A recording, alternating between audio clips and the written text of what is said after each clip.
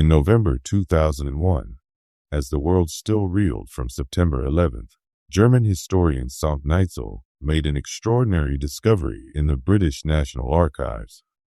Hidden among recently declassified documents were hundreds of pages of meticulously transcribed conversations, the private, unguarded words of German prisoners of war during World War II.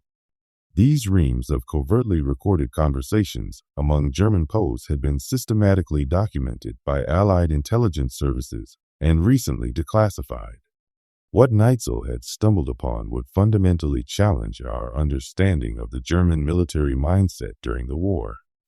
Neitzel discovered nearly 800 pages of untouched transcripts, and later found another trove twice as extensive at the National Archives in Washington, D.C. These recordings, captured at facilities like Trent Park in Britain and various American installations, represented something unprecedented in military history.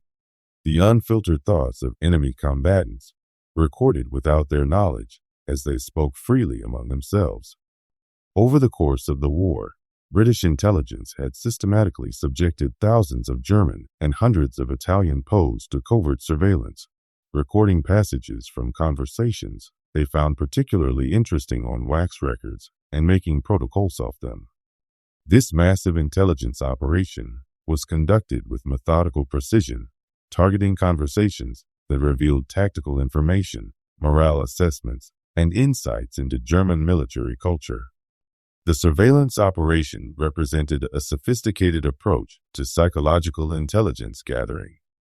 Allied forces recognized early in the war that prisoners might reveal more in casual conversation with fellow captives than under formal interrogation. The recordings were made in dormitories, mess halls, and recreation areas where German soldiers, sailors, and airmen believed they could speak freely.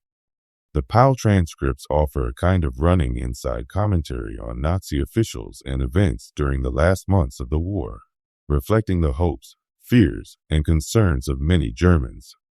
These conversations provide historians with an invaluable gauge for measuring German military opinion as the war progressed and the tide turned decisively against the Third Reich.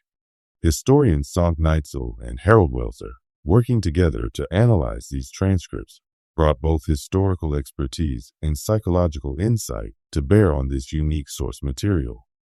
The transcript's main strengths as a source are that most of the POWs were talking quite freely, disregarding the possibility that they were under surveillance. This created an unprecedented window into the authentic thoughts and attitudes of German military personnel.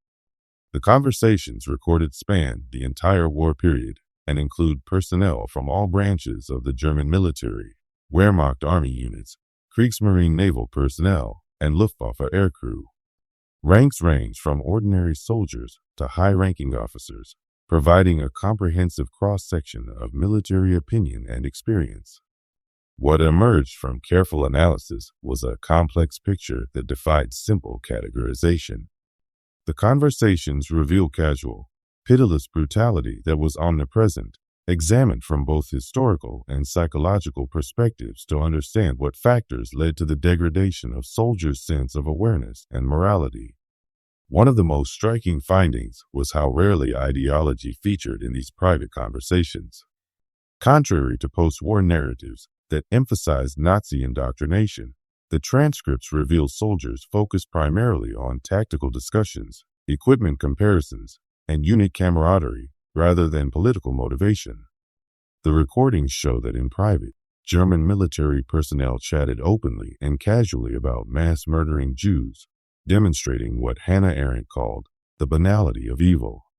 This casual approach to discussing atrocities revealed how normalized extreme violence had become within military culture, not through fanatical ideology, but through gradual desensitization and group dynamics.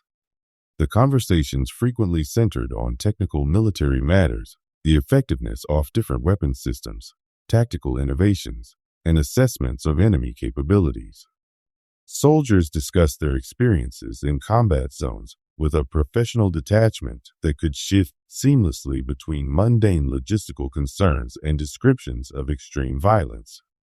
The transcripts reveal a fascinating disconnect between official Nazi propaganda and the actual concerns of military personnel.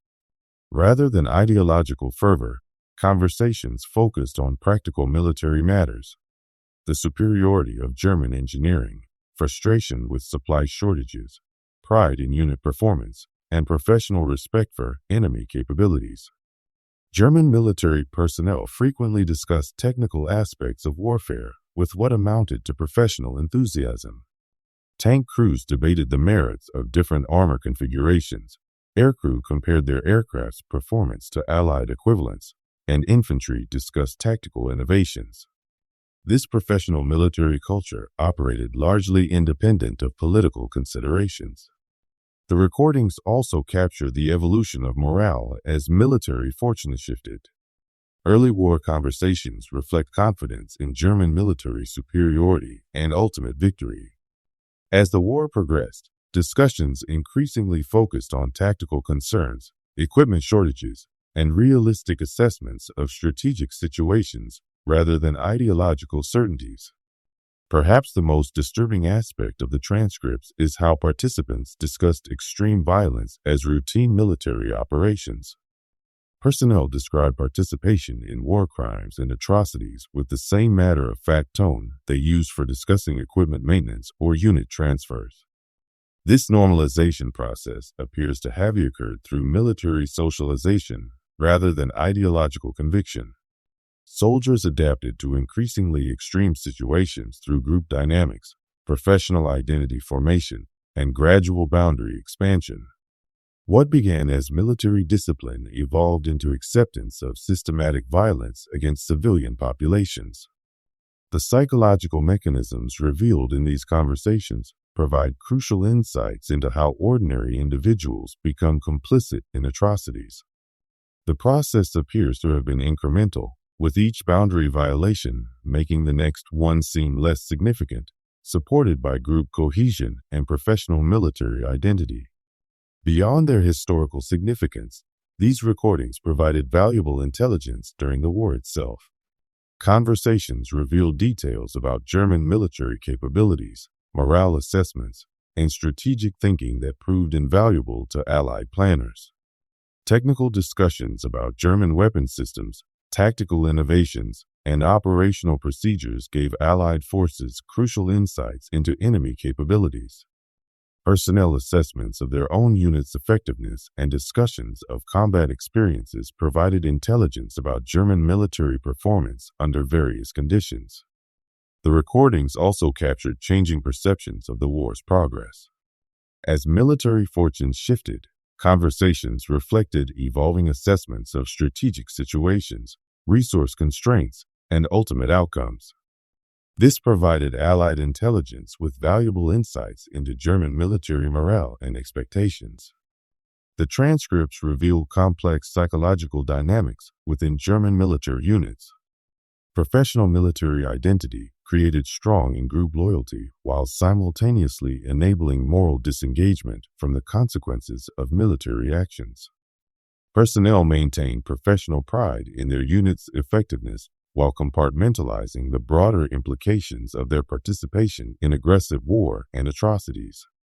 Group dynamics played a crucial role in maintaining unit cohesion despite increasingly desperate strategic circumstances.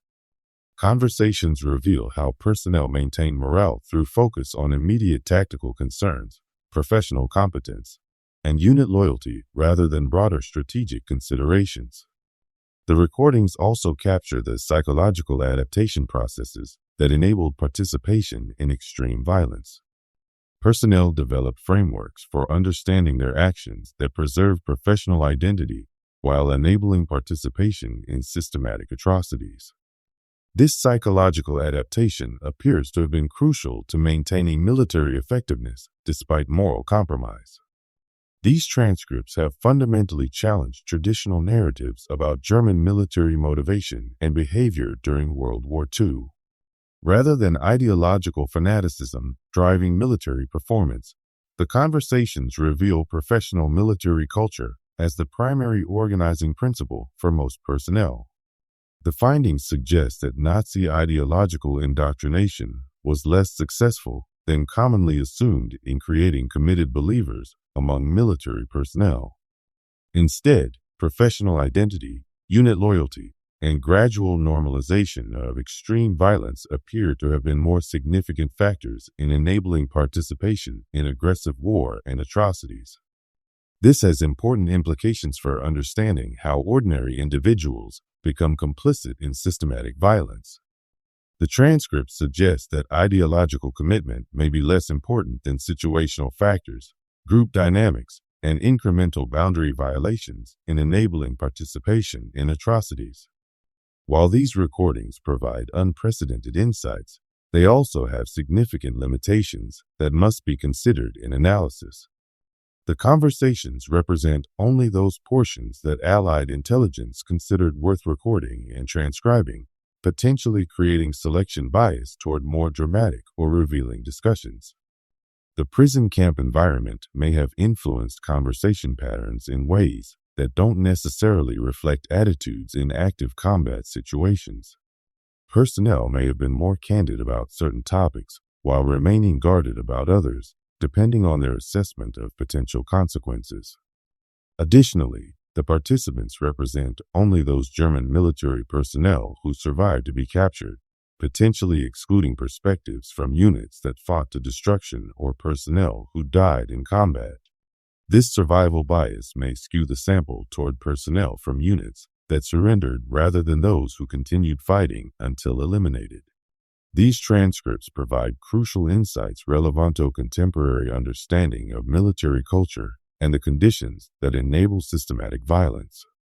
The psychological mechanisms revealed in these conversations, normalization through professional identity, group loyalty overriding moral considerations, and incremental boundary violations, remain relevant to understanding modern conflicts. The findings emphasize the importance of institutional safeguards and moral education in military training. Professional military culture, while essential for unit effectiveness, can become problematic when divorced from ethical constraints and civilian oversight. The transcripts illustrate how professional competence can coexist with moral failure when institutional frameworks fail to maintain ethical boundaries. Understanding these dynamics is crucial for contemporary military institutions seeking to maintain professional effectiveness while preventing participation in atrocities. The German military experience during World War II provides a cautionary example of how professional military excellence can be corrupted when institutional constraints are removed.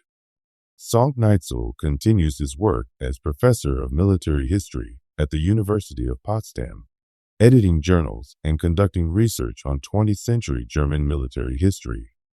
The transcripts discovered continue to generate new research and analysis as historians work to understand their full implications. The recordings represent only a fraction of the conversations that were actually recorded during the war. Additional archives may yet be discovered, potentially providing even more comprehensive insights into German military culture and individual psychology during the conflict.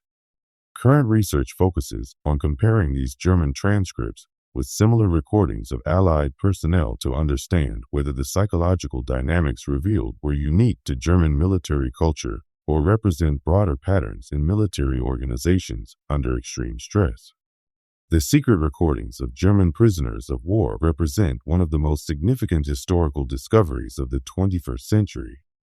They provide unfiltered access to the thoughts and attitudes of participants in one of history's most destructive conflicts, revealing complex psychological and social dynamics that traditional sources could never capture. These conversations challenge comfortable assumptions about the nature of evil and complicity in systematic violence. They reveal that participation in atrocities may result more from professional socialization, group dynamics, and gradual moral compromise than from ideological fanaticism. This has profound implications for understanding not only World War II, but also contemporary conflicts and the conditions that enable systematic violence. The transcripts serve as both historical evidence and moral warning. They illuminate how ordinary individuals can become complicit in extraordinary evil through incremental steps that each seem reasonable in isolation, but collectively enable participation in atrocities. Understanding these processes remains crucial for preventing similar developments in contemporary conflicts. As historians continue analyzing these remarkable documents, they provide an enduring reminder that the voices of history, even those we might prefer not to hear, demand our attention if we are to understand the full complexity of human behavior in extreme circumstances. The secret recordings ensure that these voices, preserved in Allied archives for decades, continue to inform our understanding of one of humanity's darkest chapters. The discovery and analysis of these transcripts represents a triumph of historical research, demonstrating how newly available sources can fundamentally reshape our understanding of even well-studied events. They remind us that history continues to reveal its secrets, often in the most unexpected places, and that the past remains alive in archives waiting to tell their stories to those willing to listen.